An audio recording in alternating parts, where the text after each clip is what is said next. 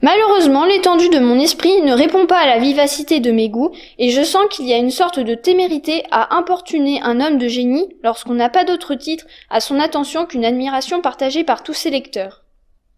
Carl Gauss a été très impressionné par la maîtrise de ce Monsieur Leblanc et de ses démonstrations si fines sur les nombres premiers. En 1806, alors que Napoléon envahit la Prusse, la ville de Brunswick où demeure Gauss est menacée. Sophie Germain se souvient alors du destin tragique d'Archimède et prend peur. Elle prend contact avec le général Pernetti, un ami de la famille, pour lui demander de veiller sur Gauss. L'identité de Monsieur Leblanc est alors dévoilée.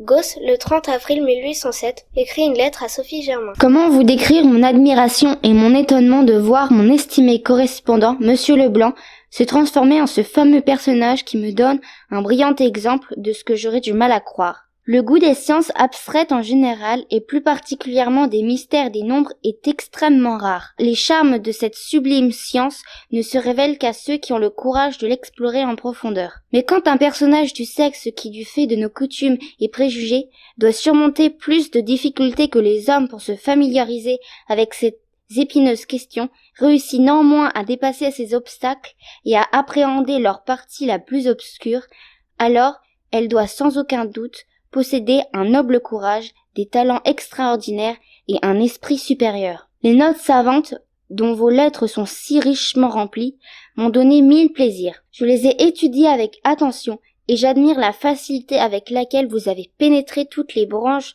de l'arithmétique et de la sagesse avec laquelle vous avez su généraliser et perfectionner. Sophie Germain est maintenant mathématicienne et reconnue par des savants de renom. N'ayant pas de contraintes professionnelles, elle s'adonne à sa passion. En 1808, dans une lettre à Gauss, elle énonce ce qui deviendra le théorème de Sophie Germain. Par contre, ses travaux ne seront connus que par la mention qu'en fera Legendre dans un mémoire de 1823. Et oui, faire connaître ces résultats reste difficile pour Sophie Germain, même si son théorème est le seul résultat important relatif au théorème de Fermat entre 1753 et 1840. Elle va ensuite changer de sujet d'étude, toujours à la recherche de la reconnaissance de ses pairs. L'occasion se présente en 1808 lors du passage à Paris de Monsieur Chlandy, qui propose des expériences sur les vibrations des surfaces élastiques. Il s'agissait de verser du sable sur des plaques et de les faire vibrer à coups d'archet donnés sur le bord. Le sable forme des courbes. L'Académie propose alors en 1809 la question suivante. Donner la théorie mathématique des surfaces élastiques et la comparer à l'expérience. Le sujet est si difficile que même Lagrange renonce. Sophie Germain proposa 3 mémoires, un en 1811 sans succès, en 1813 avec mention très honorable et en 1815 où elle remporte le prix. C'est un événement à Paris. Pour la première fois, une femme remporte le prix de l'Institut de France. En gagnant ce prix, Sophie Germain s'est fait des ennemis, notamment Siméon Poisson, un grand mathématicien influent. Il faut attendre 1823 pour que Sophie Germain soit admise à assister aux séances de l'Académie des sciences, grâce à son ami Joseph Fourier.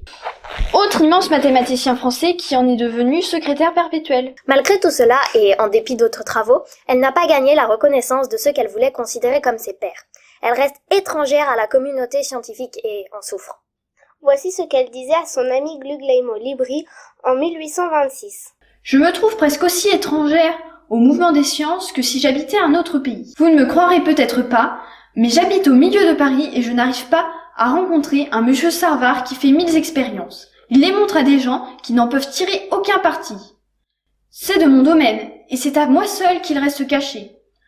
Voilà ce qu'obtiennent les dames. Elles obtiennent des compliments, mais aucun intérêt réel. Il y aura encore beaucoup à dire. Sophie Germain s'essaye à la philosophie avant de mourir en 1831 d'un cancer du sein. C'était juste avant que Carl Gauss ne parvienne à persuader l'université de Göttingen de lui attribuer le titre de docteur honoris causa. Nous vous mettons dans la description quelques références si vous voulez en savoir plus. Terminons juste en indiquant que sur son certificat de décès, elle est présentée comme rentière. Ultime preuve des préjugés qu'elle a dû affronter à cette époque. C'était certainement plus honorable que d'être présentée comme mathématicienne. Merci d'avoir regardé la vidéo. N'oubliez pas de la liker et de la partager si elle vous a plu.